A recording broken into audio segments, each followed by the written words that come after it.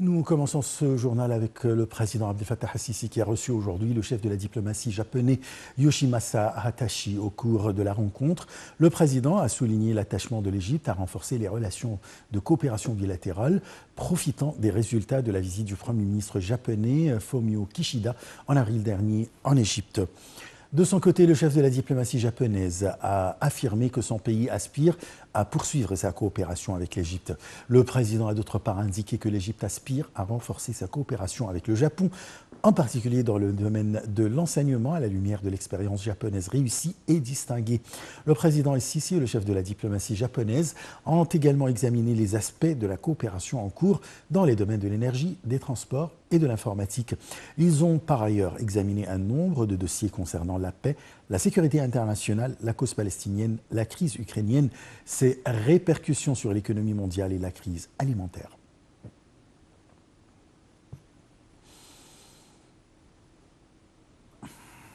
Le Premier ministre Moustapha Madbouli a réaffirmé l'importance des messages lancés au cours de la conférence mondiale sur la population, la santé et le développement 2023, inaugurée par le président Abdel Fattah al-Sisi. Le chef du gouvernement qui s'exprimait aujourd'hui au début de la réunion du cabinet ministériel tenue à la nouvelle capitale administrative a réitéré que les efforts intensifs déployés au dossier du développement dans ces différents secteurs à l'époque du président Abdel Fattah al-Sisi est sans précédent. Toutefois, la surpopulation continue d'imposer ses impacts sur les ressources humaines. Dans un autre contexte, le Conseil des ministres a félicité les paysans et les agriculteurs égyptiens à l'occasion du 71e anniversaire de la fête des agriculteurs qui doit avoir lieu ce mois-ci. Madbouli a assuré que l'État ferait son possible pour soutenir les paysans dans les 4 coins de l'Égypte. Selon lui, l'État poursuivrait aussi ses plans prometteurs dans ce secteur dans le but d'augmenter la surface des terres cultivées, accroître la production des fédans et développer les moyens de l'irrigation des terrains.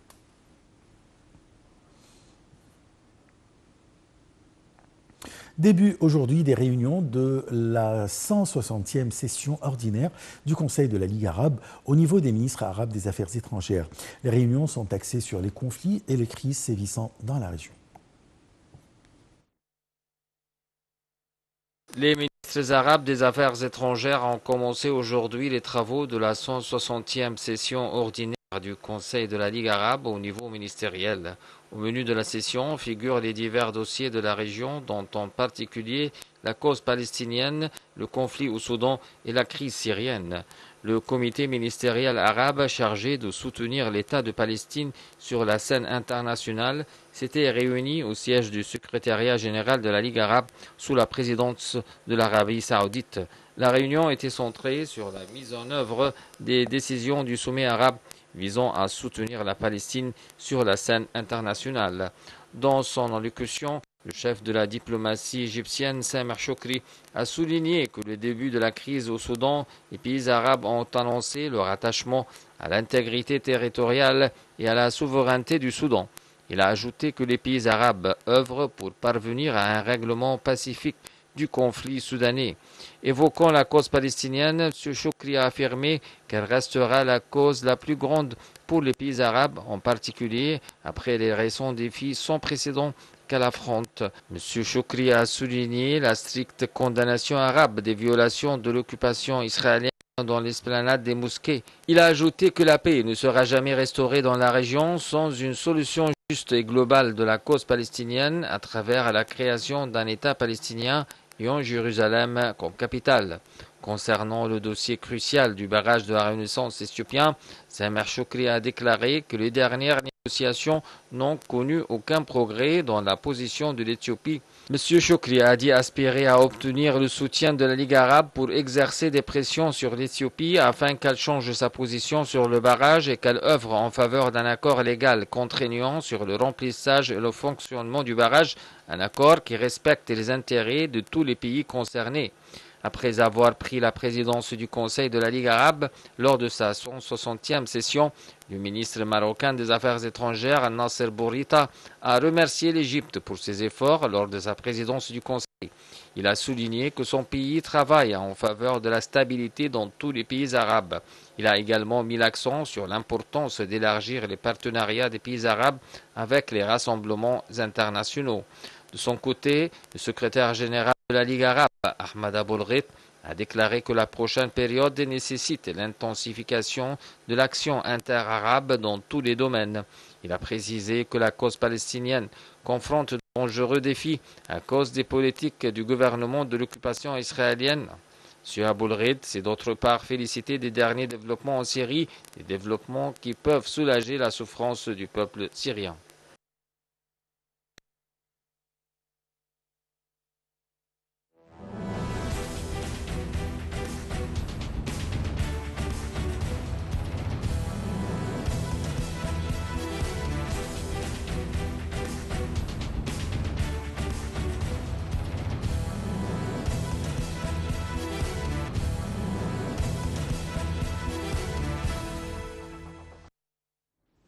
La conférence mondiale sur la population, la santé et le développement 2023 se poursuit pour la deuxième journée consécutive à la nouvelle capitale administrative. 8000 personnes venues d'Égypte et du monde entier assistant à cette conférence. Hier, le président Abdel Fattah al-Sisi avait assisté à la séance inaugurale de la conférence. Il avait lancé la stratégie nationale de la population et du développement 2023-2030. La conférence mondiale de la population, de la santé et du développement 2023 se tient sous le thème d'une population saine pour un développement durable.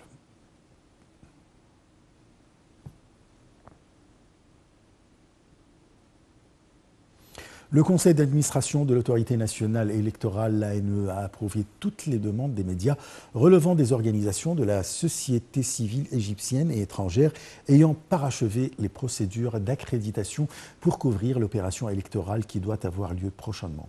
L'organe exécutif de l'ANE a enjoint d'examiner les autres demandes soumises conformément aux dispositions des résolutions numéro 22 et 23 de 2019, régularisant l'inscription dans deux bases de données, celle des organisations de la société civile et celle de la couverture médiatique pour assurer le suivi des élections et des référendums. Le conseil d'administration de l'ANE s'est réuni hier pour achever les préparatifs des prochaines élections présidentielles. Les indices de la Bourse du Caire ont connu une performance mitigée lors des échanges aujourd'hui, au milieu des opérations de vente de la part des individus, alors que les institutions étrangères et arabes ont opté vers l'achat. L'indice principal EGX 30 a gagné de près de 0,9% au niveau de 19 000 points. Et l'indice secondaire EGX 70 a reculé de 1%, tandis que l'indice EGX 100 a perdu 0,6%.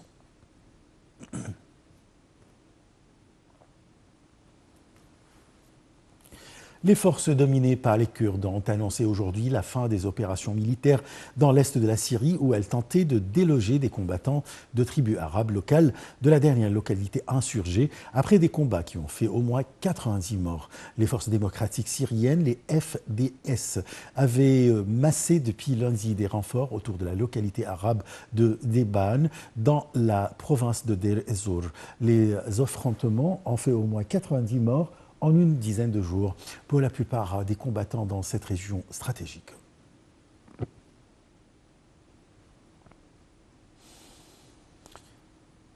Le premier sommet africain sur le climat s'est achevé aujourd'hui avec l'adoption d'une déclaration de Nairobi destinée à concrétiser le potentiel du